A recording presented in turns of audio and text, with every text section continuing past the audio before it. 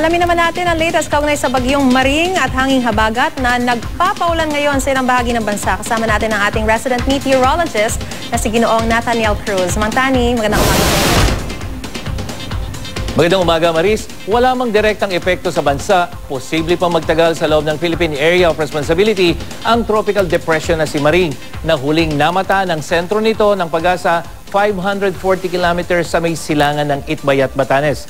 Nananatili ang lakas nito na 55 kilometers per hour malapit sa sentro at gumagalaw ngayon pasilangan, hilagang silangan sa bilis na 9 kilometers per hour.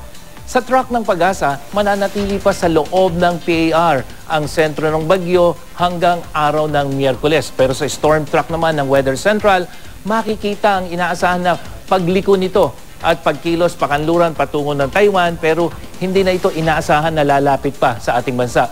Pero patuloy nitong pag-iigtingin ang hanging habagat na nagpapaulan naman ngayon sa kanlurang bahagi ng Luzon. At ngayong hapon, asahan pa yung katamtaman hanggang malakas na ulan dito sa malaking bahagi ng Luzon at kalat-kalat na pagulan naman ang maranasan dito sa Visayas at Mindanao. Naglabas din ng gale warning ang Pag-asa para sa seaboards of Northern and Central Luzon, pati na sa mga seaboards ng Cavite, Occidental Mindoro at Western Coast ng Batangas. Mapanganib po riyan sa mga maliliit na sasakyang pandagat dahil sa mga along posibleng umabot pa sa taas na mahigit 4 na metro. At sa datos ng Weather Central, magpapatuloy pa ang pag-iral ng hanging habagat, kaya asahan na po ang mga pagulan ngayong linggo, lalo na dito sa kanlurang bahagi ng Luzon. Kabilang na po dyan ang Metro Manila na kung saan buong linggong magiging makulimlim na may mga hanggang katamtamang pagulan. At para sa iba pang detalye, bisitahin ang GMA Weather webpage at aming mga social media account. Ako po si Nathaniel Cruz para sa I Am Ready, serbisyong totoo ng GMA News. Mang Tani, kanina po medyo sumobra po yung lakas talaga ng buhos ng ulan at sa ilang lugar nag-zero visibility pa.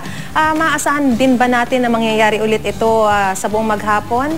Yung zero visibility na yan? Tama, Maris. Yung ngayon kasi lumalakas yung hanging habagat, malayo po yung bagyo dito sa Metro Manila hanggang sa ibang bahagi ng Luzon. Pero dahil malakas ang hanging habagat, Maris, yung bugso-bugsong pagulan ng maranasan natin, mamamahinga muna sandali yan at pagkatapos na naman makakaranasan naman tayo ng malalakas na buhos ng ulan na kumisan niya ay zero visibility. At hindi lang ngayon yan, Maris, maaaring bukas hanggang Martes, hanggang itong bagyo ay nandito sa may northern part ng ating Philippine Area of Responsibility, dapat po I am ready tayo sa mga ganyang klase ng ulan. Alright, maraming salamat, Mang Tani.